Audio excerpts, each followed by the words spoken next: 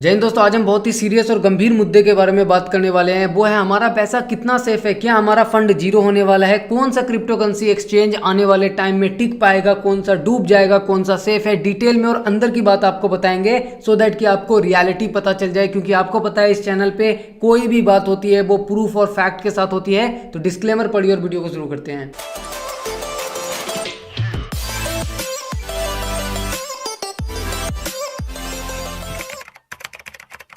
सबसे पहले तो मैं आप लोगों को रियलाइज कराना चाहता हूं कि आपके हाथों में और कम्युनिटी के हाथों में कितना पावर है। तो कुछ दिन पहले यानी कि 13 नवंबर को हमने ट्वीट किया कि बहुत हो गया, अब हम दोबारा कोई FTX जैसा कारनामा नहीं देख सकते। तो जितने भी क्रिप्टो करेंसी एक्सचेंज है वो अपना बैलेंस शीट दिखाए सो दैट कि हम ये जज कर पाए, हम देख पाए कि वो क्रिप्टो करेंसी फाइनेंशियली कितना स्ट्रांग है।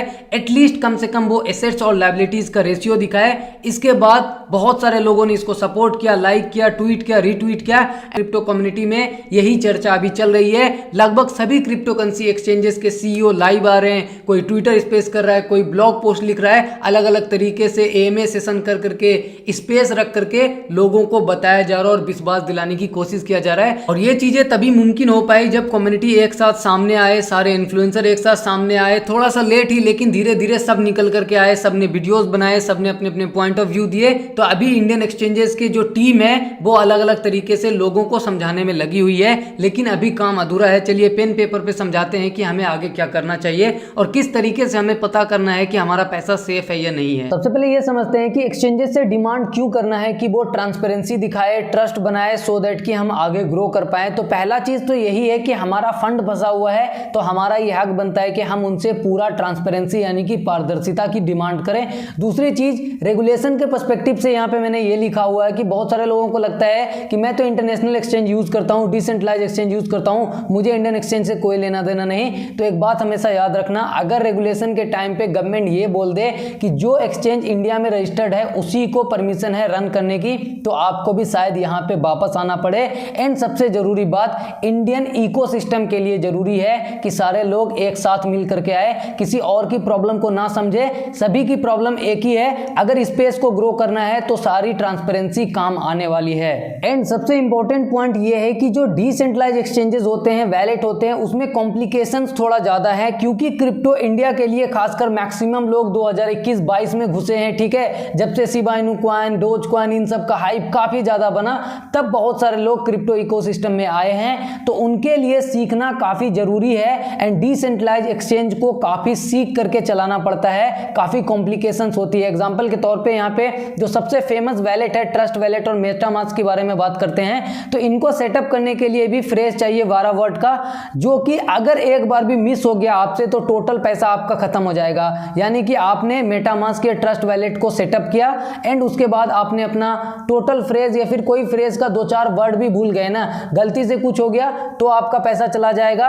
अगर आपने किसी गलत वेबसाइट पे कनेक्ट कर लिया, क्योंकि अवेयरनेस की कमी है अभी इंडिया में, जिसकी वजह से डिसेंट्रलाइज एक्सचेंज में खतरा बनता है। क्यों? क्योंकि जिनको आता है वो तो ठीक है, ट्रस्ट वैलेट मेटामास्क सभी यूज कर रहे हैं, लेकिन जिनको नहीं आता है वो ट्रस्ट वैलेट मेटामास्क जैसे वैलेट में ना स्कैम के शिकार हो जाते हैं। क्योंकि डिसेंट्रलाइज वैलेट या डिसेंट्रलाइज एक्सचेंज पे आप मोबाइल OTP, ईमेल OTP इन सब की मदद से कोई बैकअप नहीं कर पाएंगे। एक बार कोई भी मिसमैच हुआ, फ्रेज आप भूल गए या फिर आपने मोबाइल से उनको अनइंस्टॉल कर दिया, फ्रेज आपके पास नहीं है, तो आपका पूरा वैलेट खत्म हो जाएगा।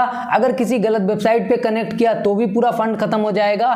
सो नए लोगों के लिए अवेयरनेस की कमी है, क्योंकि मैक्सिमम 2021-22 में क्रिप्टो में एंट्री हुए हैं, इसीलिए सेंट्रलाइज एक्सचेंज थोड़ा आसानी से यूज किया जा सकता है। एंड जब सेंट्रलाइज एक्सचेंज ये कहता है कि आपका यानी कि हमारा फंड उनके पास 100% सेफ है, तो फिर हम डिमांड करेंगे कि बताओ कितना सेफ है। चलिए समझते हैं कि सेंट्रलाइज एक्सचेंज पे हमारा फंड कितना सेफ है और कौन से एक्सचेंज पे है। एक अच्छे एक्सचेंज की निशानी क्या है, हमें किसी भी क्रिप्टो करेंसी एक्सचेंज में क्या चाहिए, मैंने यहाँ पे लिखा हुआ है, हमें सिर्फ 4 चीजें चाहिए। पहली चीज ये है कि जो भी हमारा पैसा वहां पे पड़ा हुआ है वो सेफ्टी के साथ रखा जाए, यानी कि हमें अपने फंड का सेफ्टी चाहिए। अगर हमने पैसा रखा हुआ किसी एक्सचेंज पे तो वो सेफ हो, ये हमें चाहिए। दूसरी चीज, हम उस एक्सचेंज पे पैसा आसानी से जमा कर पाए यानी कि डिपॉजिट कर पाए, जब हमें जरूरत हो तब हम वहां से निकाल पाए, यानी कि डिपॉजिट और विड्रॉल आसानी से काम करता हो। जब हमारा पैसा सेफ रहेगा, डिपॉजिट विड्रॉल आसानी से काम करेगा, तो हम उस एक्सचेंज पे क्या करेंगे, ट्रेड करेंगे, यानी कि हैसल फ्री हमें ट्रेडिंग चाहिए, ट्रेडिंग आसानी से हो, स्मूथली हो। यही चार चीज किसी भी इंसान को किसी भी एक्सचेंज में ढूंढना चाहिए।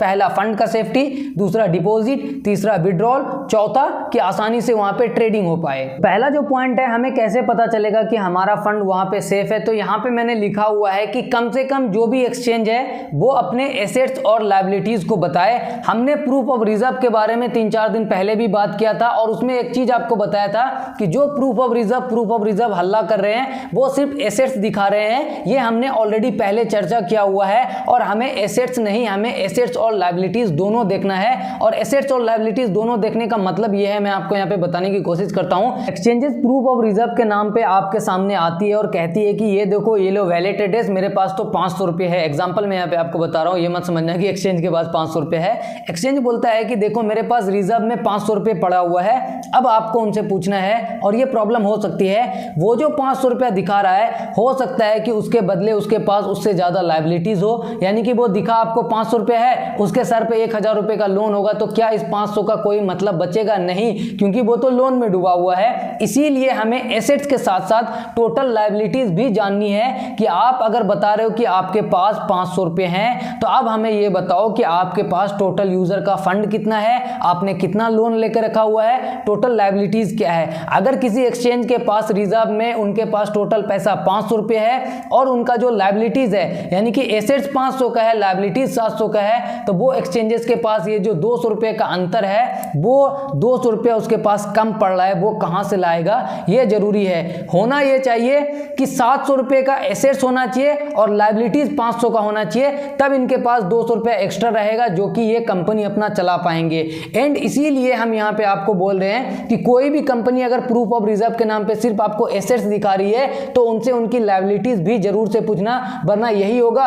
FTX के अलेमेडा रिसर्च के पास भी ना एसेट्स बहुत ज्यादा था, लेकिन जब बाद में पता चला कि एसेट्स में उनका FTT टोकन है वो गिरा ना, तो उसकी लायबिलिटीज बढ़ गई और एसेट्स का धुआं निकल गया। इसीलिए एसेट्स और लायबिलिटीज दोनों जाननी है। एंड जब ये बता दे कि एसेट्स और लायबिलिटीज कितनी है, उसके बाद उनसे प्यार से पूछना है कि अगर ये मार्केट का सिचुएशन 1 साल तक ऐसे ही चलता रहा तो आप अपना रनवे बताओ, कंपनी को ऐसे क्रिटिकल सिचुएशन में रन करने के लिए, एम्प्लॉय को पैसा देने के लिए क्या आपके पास रनवे है एक्स्ट्रा?